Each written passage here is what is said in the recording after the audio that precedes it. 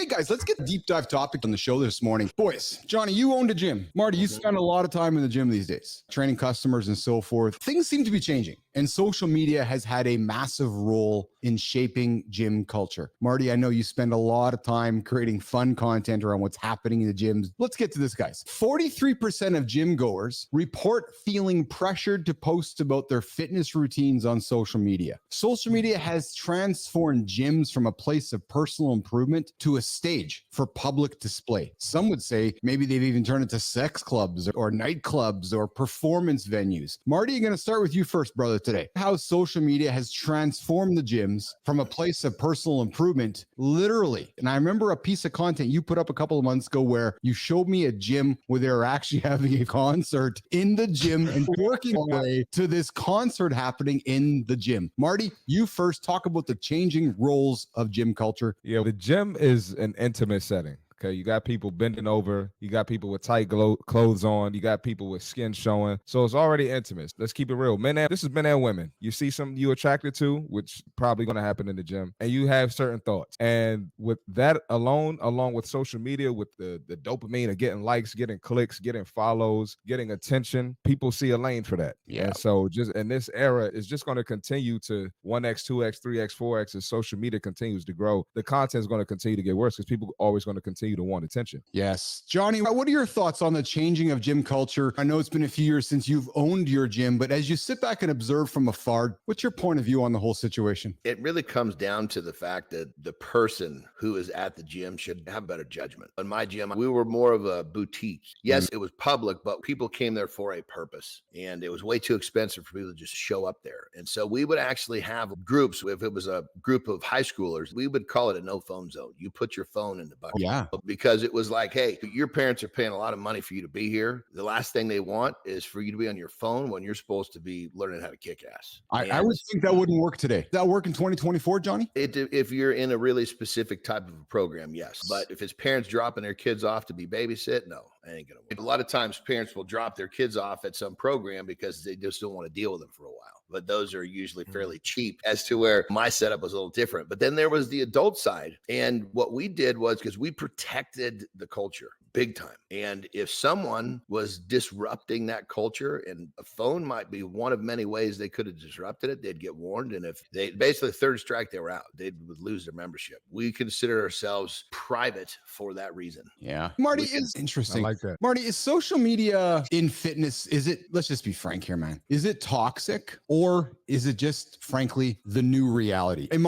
Is Johnny and myself just the old guys where yourself and the generations around us now are saying, come on, old guys, this is what it is. We like to take pictures of ourselves. We like to take tripods to the gym. We like to post selfies of ourselves. No, you guys are toxic because you're not just accepting the fact that this is now reality in today's gym. Christopher Martin. I don't think it's toxic as a whole, but I think there are toxic elements. And I think there needs to be consequences for those toxic elements. We need to ban people from the gym. You might need to ban people from every gym in your city or surrounding areas, because some of the stuff I see is egregious. But you can get a lot of great info on social media. I follow some great pages on my show, whether it's nutrition, whether it's weightlifting, whether it's cardio, and including myself, I put some great content out there as well. So we need the content. The reality is we are an obese country here in America. People are not aware about nutrition. They don't know how to work out. They don't understand the benefits of it, the physical and mental benefits. So we need content. We need that good content. So I'm not going to say it's toxic as a whole, but a lot of that bullshit, unfortunately, people think that's the real gym culture, and it's not. Now, John, 70% of social media folks say that they have been influenced to hit the gym or have been influenced to make a step to better themselves because of something they've seen, a gym selfie, something happening in the gym. So something that you might think is toxic, Johnny, or you might think Marty is egregious, or I might think is fucking ridiculous, might actually motivate somebody to do something. How can we judge that person with the tribe in the gym got old Lisa doing something? Who is it for us to judge that person's got them going for maybe what we don't believe in? Johnny. I think what we're already seeing seeing is it's a very small scale, which will end up taking this problem and helping it divide. It's going to divide itself because there are already gyms that don't allow phones on the floor. It's the rules. If you want to be here, it's to protect you. And the people that really value that, the people that don't value that, they won't go there. So I think as we move forward, we're going to be seeing a bigger separation with the people who want to go and use their phones and film or do what they do. And then we're going to see the other side where people said, I've had enough of this. I'm going to go to a place where that's not allowed, and everybody's going to support that. Now, to what you're saying, sometimes a piece of social media will inspire someone to do something good, want to do something bad. That's just the nature of how it works. But bottom line is, if you're getting inspired by something on social media, use that to help you move forward. It's about using that as inspiration to actually better your health and fitness. Yeah. Yeah, like I wanted to say, like the girl I responded to a while ago who was working out in Walmart, somebody was like, she's inspiring people. I'm like, I'm not sure how this is inspiring people. People just calling anything inspiration now because it's gym related. So it's getting ridiculous. Marty, are you finding, at least in your facility there in Maryland where you train, are phones and cameras allowed, or management said no cameras / phones, or is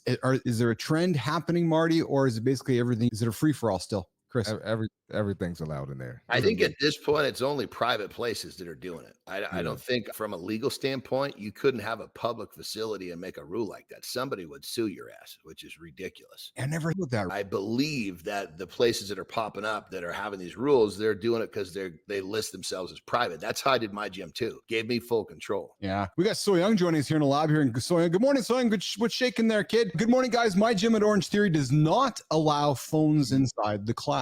There we go. No, and it makes me wonder if that's a trend. And I think, John, you said it best, right? The boutique type gyms. Listen, if you're there to train, if you're tuning into this show, you're probably there to train. You're not there to fuck around. So you're the phone aside, you're not too caught up on the selfies and so forth. But there are facilities popping up around North America, which are basically social media production first facilities, gym second. Chris, Marty, comment. Oh, I haven't heard of that, but that would be interesting to see. But that's actually good. That's straight business, man. People, that's perfect though. People need that because it can be a hassle trying to get your content in a regular gym. Yes. It's simple like when you got a tripod. People will purposely walk over or bump your tripod. I just saw a video of someone picking someone's tripod up and moving it. What is wrong with you? Don't touch my stuff. So actually, that's pretty good. We have a big comment coming us from Good Time here this morning, guys. Good Time says that his gym doesn't allow gallon water jugs. Oh, that's coach. I can't get my water in. Jon Andersen, I can't drink my water today. But on the last thing I want to leave on that is there's a certain level of respect that a person should have for a business owner. Yes, we're talking about gyms. Like when I'm going to go into the gym and I'm going to film and I have my videographer with me, I'm going to call ahead and I'm going to say, hey, are you good with this? Or I'll bring him in and go talk to me. And they're always going to say yes. They're going to be fine with it. Just show a little respect to the business owner. He's trying to run a business. He's trying to please a lot of people.